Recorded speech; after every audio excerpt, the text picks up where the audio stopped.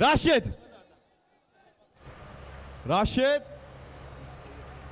इस वक्त आप ये मनाजिर देख रहे हैं, बराह रास्त मनाजिर हैं। तहरीक इंसाफ के चेयरमैन इमरान खान इस वक्त अलीपुर पहुंचे हैं, जहां पर आज इमरान खान जलसे से खिताब करेंगे। मुजफ्फरगढ़ के मनाजिर जहां पर तहरीक इंसाफ का सियासी पार शो है ईद के दूसरे रोज, और आप मनाजिर में देख सकते हैं इस वक्त इमरान खान यहां पर पहुंच चुके हैं।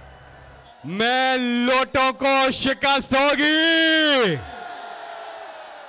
नाराए तकबीर, नाराए रिसालत, नाराए हैदरी। पाकिस्तान, इमरान खान साहब यहां पहुंच चुके हैं।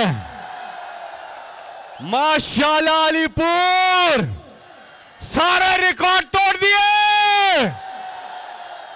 अल्हम्दुलिल्लाह, अल्हम्दुलिल्लाह, अल्हम्दुलिल्लाह। अल्लाह का जितना भी शुक्र अदा करें वो कम है।